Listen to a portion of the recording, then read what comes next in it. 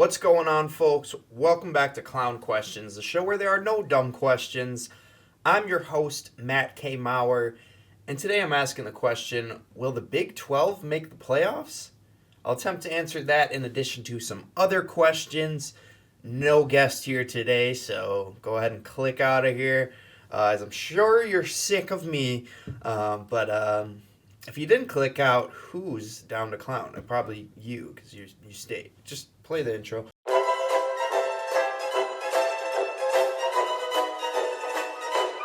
That's a clown question, bro.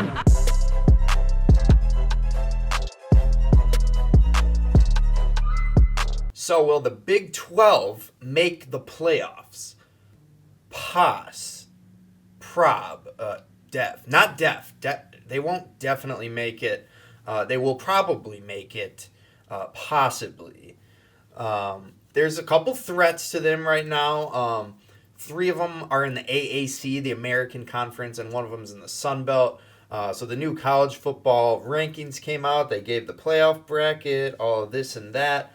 And basically, all the top five ranked conference champions are all guaranteed a spot at the playoffs. So you would assume, the Big 12 will be in there because it'll just be one of their conference champions.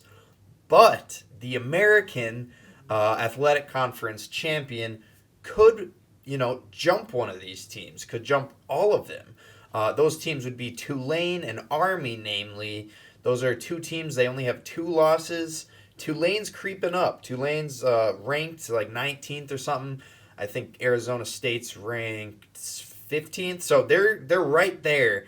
Obviously, if ASU wins their next 2 games, this is a moot point, and ASU will be in the playoffs. But if chaos happens, we could see Tulane sneak in as a 12 seed, or Army sneak in as a 12. Memphis has also got a shot at it. They're also in the AAC. They received some AP votes this week, so they're another possible team that could cause this chaos, as well as Louisiana Lafayette. Yes, Louisiana, the Ragin' Cajuns. They have a possibility to win the Sun Belt and leapfrog all these Big 12 teams. That one's very unlikely.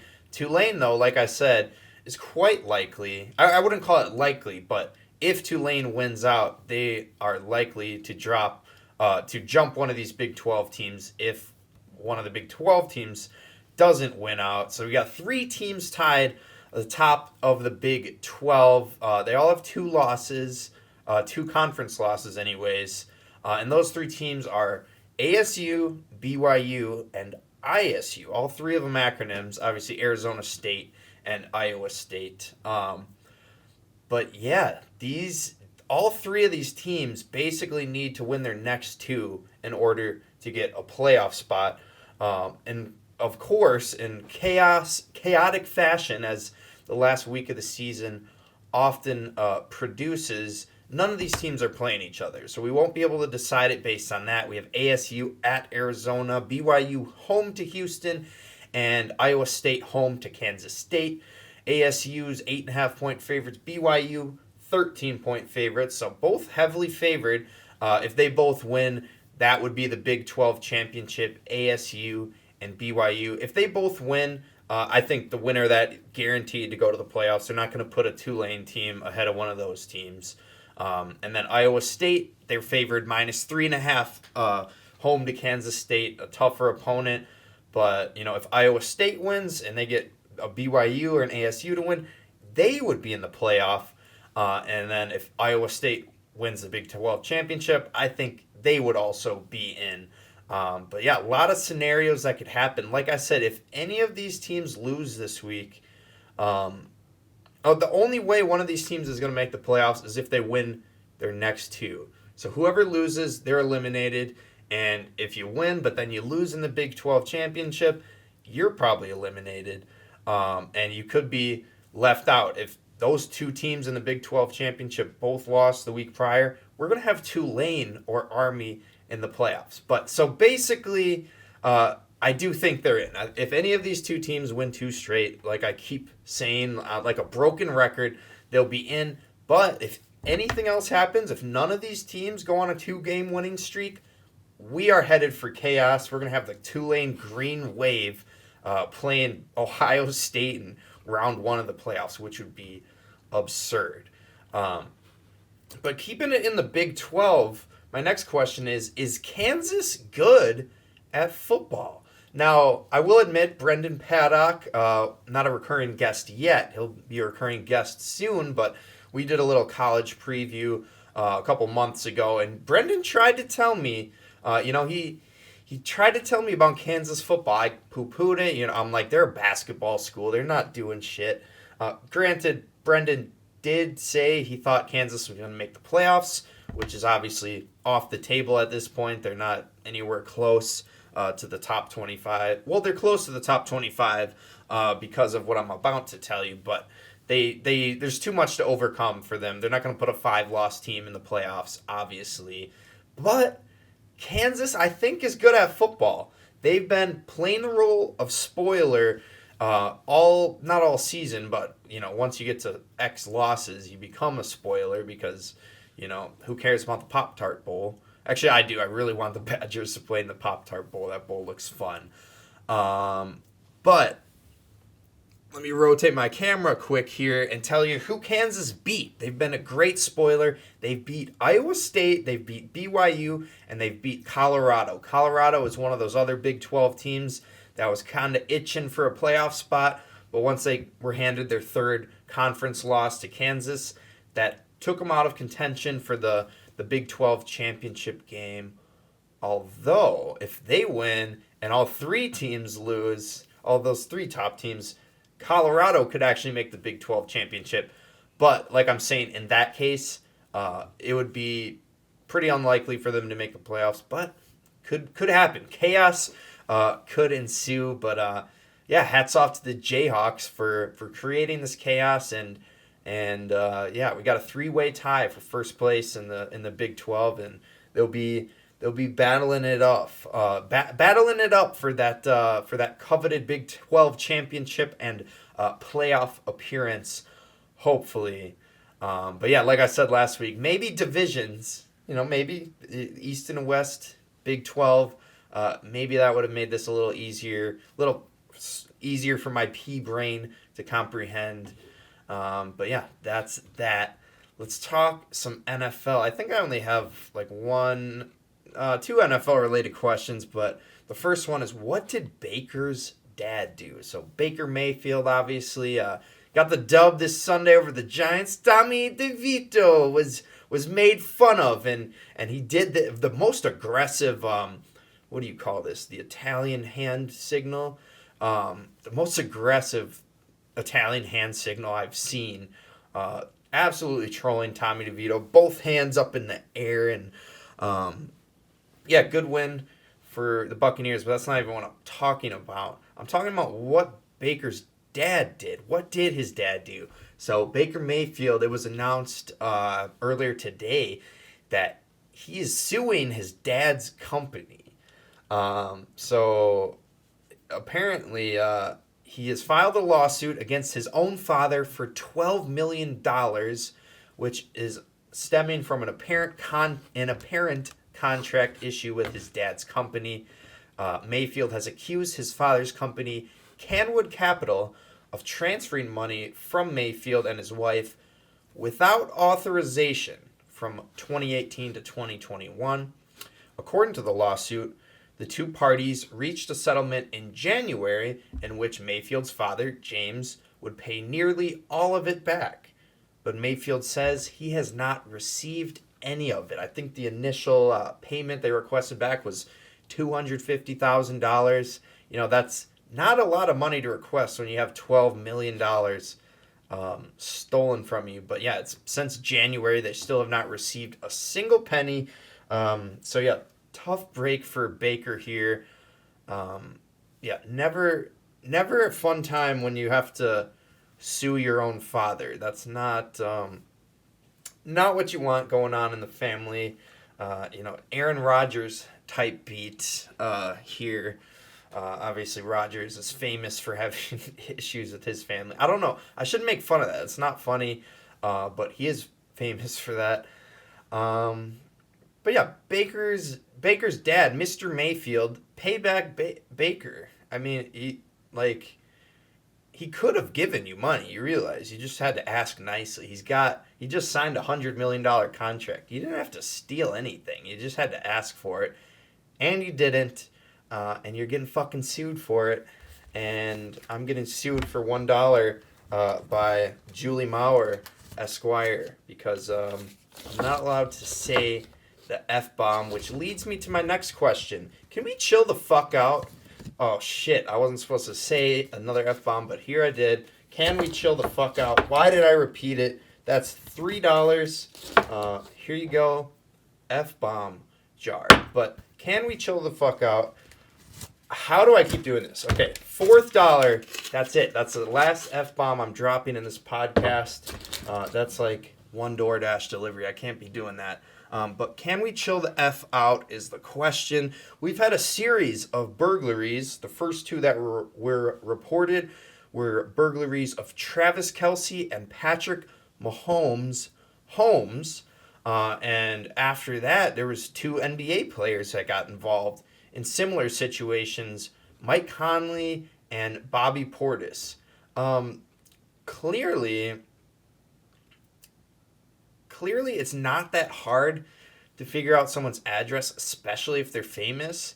So evidently, some crazy MFs, to save myself $1, some crazy mother Fs figured out where Travis Kelce lives, figured out where Mahomes lives, and they thought to themselves, if I break in and grab that expensive jewelry, get the, what do you even steal? I'm trying to think as a burglar. I've never stolen anything save for maybe a chapstick that I think I stole on accident. It was an accident. I wouldn't steal chapstick on purpose, but what would a burglar go after? I don't think people are like burglarizing TVs anymore. It's $300 pain to steal. But yeah, probably expensive jewelry. If you find Kelsey's Rolex or Mahomes Gucci shoes, that's worth a lot of money. So same thing for Conley and Portis. But chill out, people. We don't got to be burglarizing people's homes. Mahomes' home. So don't do it. Not cool. Chill the F out. And yeah, that's all I gotta say. I want to make it abundantly clear that I am anti-burglary. Burglary? It's kind of a weird word. Some words I just after I say it 13 times in one day, I have no idea if the word's spelled correctly or if I'm saying it right or what. Man, I'm getting off track. Let's bring it back on the road here and talk some college basketball with a question I am ecstatic to ask.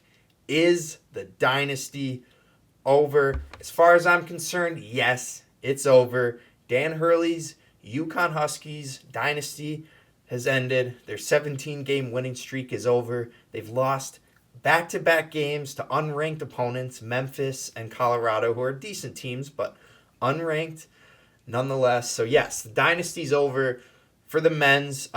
Women's Huskies, their dynasty will be continuing. I'm gonna, early prediction. Women's Huskies are gonna win the title this year. Easy prediction there. Gino Ariema's the GOAT.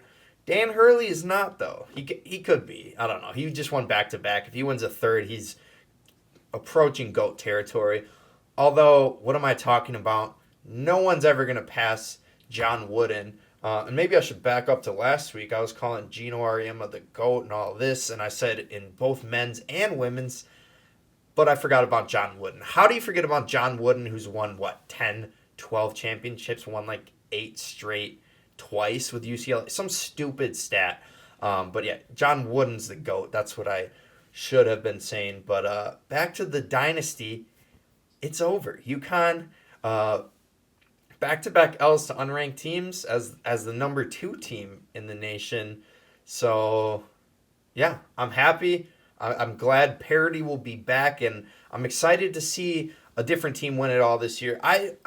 Truthfully, I just want the dynasty to be over because the past 2 NCAA tournaments, UConn, I think, has beat every opponent by like 10 plus. Just boring games. I want an exciting championship game. I want that Chris Jenkins buzzer beater for Villanova to win it. I don't want to watch a blowout. So UConn and the dynasty. Let's hope they, are relegated to a 3 seed or something this year. So we got a better chance to beat them. But as Memphis and Colorado proved, maybe you don't gotta be that good to beat them. Other basketball-related thing I should bring up is the Houston Rockets. The Houston Rockets have clinched Group A in the NBA Cup following Alperen Sengun's triple-double in an OT win over the T-Wolves. Congrats to the Rockets on winning Group A. I believe that means they will be going to Vegas for some elimination games. But yeah, quick little aside. Alperen Sengun. I have no idea how to pronounce that. I feel like Alperen Sengun is... There's no way that's the correct pronunciation, but I think I brought him up on a podcast like in January, February. Great effing player. Still haven't seen him play, but he puts up stats. The man can clearly ball, and he might be the reason that the Houston Rockets have a shot at the NBA Cup this year. So everyone follow along with that, because I know the NBA Cup is very important to people. Let's get to First Year Interruption, which of course is always our first segment. Today's First Year Interruption is with the man whose dynasty just ended, Dan Hurley. He kind of blamed these last 2 losses to unranked teams on the referees, on officiating. I'm not going to show all the plays that he talks about, but I think one of them's in there. And we'll just see if Dan Hurley's upset with the officials or not. Talk to him, Dan Hurley. I had a lot of issues with what went on out there in the game. That over the back call at that point of the game, there was no attempt to block out. There was a player on Memphis that made a half-ass effort to rebound that basketball, and Liam McNeely high-pointed that rebound. For that call to be made at that point of the game was a complete joke, all right? And then for me, I don't know what happened. I might have lost my balance by the absurdity of the call, or maybe I tripped. But if I made that call at that point, I would have ignored the fact that I was on my back. If I made that call, I would have ignored that. That was a major, obviously a major. How you could call that while that game was going on, the way that game was going on, is just beyond me. But I know, I've never seen the one ref before. I didn't even know he was a college ref. And then, I'm familiar with the other 2, so I'm not surprised. Yesterday, the biggest play of the game was an over the back, that was called against us. And then today, it was more egregious because, the kid, Baskin pulled Liam's arm down. I saw the replay of it. It's obviously, it's ironic, but that's not why I think our defense has been just so dreadful. Yeah, maybe focus on that, Dan. Your defense being dreadful. You gave up 99 to Memphis and probably mid-80s to Colorado. I did think that part where he's like, I hadn't met the one referee, but I'm familiar with the other 2, so I wasn't surprised. That's hilarious. Basically saying I've known these guys are terrible officials from the beginning. But yeah, not a lot to say here. The over and back, there was a clip. If you're watching on the YouTube, there was a clip of the over and back in there. Kind of sort of a wishy-washy call. I guess it was an offensive rebound. I don't know. Does boxing out have an impact on whether an over and back gets called? Because he clearly did jump over the guy. But if that's part of it, like you can't, if you're both jumping for the ball, then it's not an over back, it's just a loose ball. I can kind of see where he's at. But you lost to 2 unranked teams. I think blaming these losses on the officiating is kind of oversimplifying it a bit. So maybe focus on the dreadful defense that you said. But yeah, not a lot to say here. Dan Hurley's a much smarter man than myself.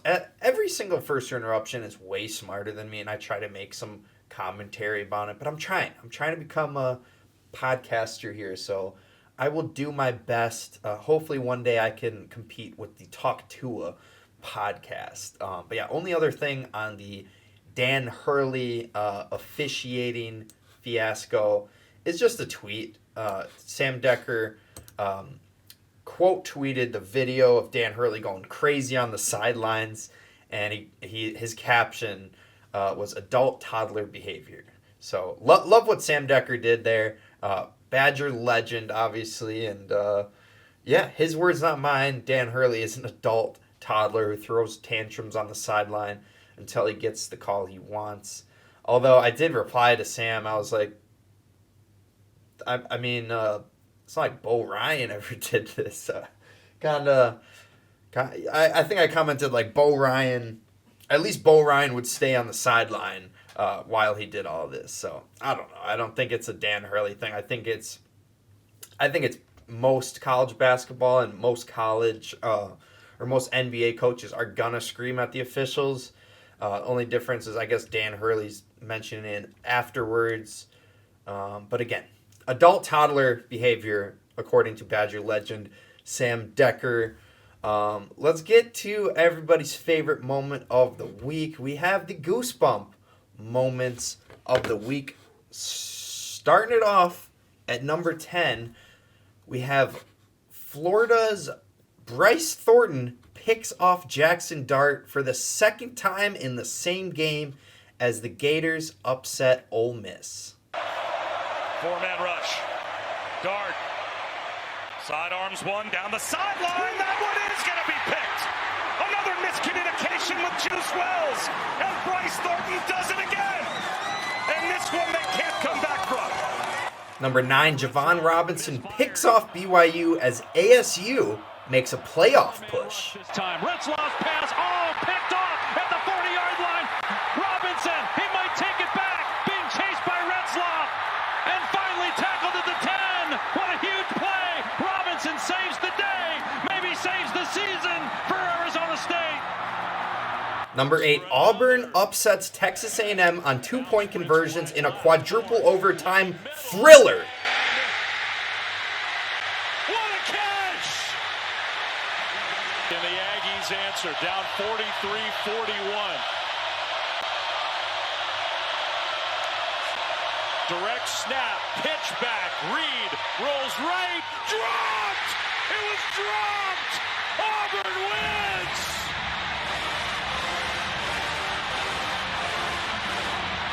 Number 7, Johnny Broom tips in the game winner for Auburn basketball. Doesn't go the tip by Broom! 1.2 left, no timeouts for the Cyclones, the heave, and Auburn has won it! Number 6, Franz Wagner hits the game winner to beat my Lakers. Damn. For the lead, he's got it, and they've got the lead, 119 to 118. Number 5, total chaos in the final minute in Washington, including an 86-yard touchdown, a missed extra point, and an onside kick return? Daniels throws down the sideline for Terry McLaurin. McLaurin is loose. Lightning strikes twice in Washington for the tie. Low snap. It is no good. Last time he went to the left. He goes straight ahead this time, and it's picked up, and that'll put the nail in the coffin. End-to-end Wanye Thomas. Although you can make a pretty good argument he should have went down. Number 4, Pat Bryant's 40-yard touchdown helps Illinois escape Rutgers. What a play. It's caught by Bryant. First down. 15, 10, house call. Touchdown. Pat Bryant from Luke Altmaier on 4th down. Number 3, Jaden Reed, great name, hits a buzzer beater to give South Florida the win. Seconds to go. Reed in the front court. A score to win in 2 seconds for the win.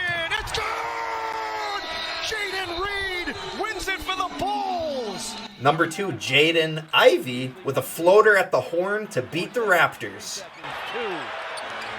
Jaden Ivey from the baseline. Buries it at the horn. Pistons win. Jaden Ivey took it right to Toronto. Number 1 moment of the week, Jeremy Roach's 3 at the buzzer wins it for Baylor. With 2, Roach for the win. It's good! Oh, man. Can you believe that? Jeremy Roach has won it for the Baylor Bears. Great moments this week, great buzzer beaters, chaos as always. The Illinois play was crazy because they were down 1 on the 40. Obviously, they probably didn't have confidence in a 57-yard field goal, so they go for it on 4th and 13, get the 40-yard touchdown with like 3 seconds to go.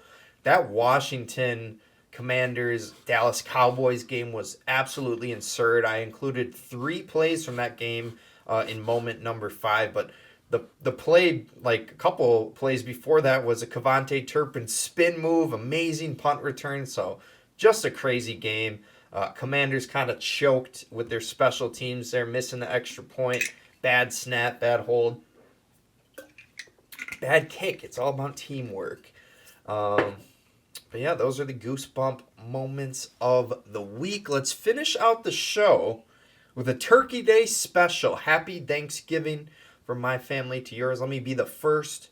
Actually, let me be the second after Chris Berman wished you a Thanksgiving to wish you a happy Thanksgiving. Happy Thanksgiving.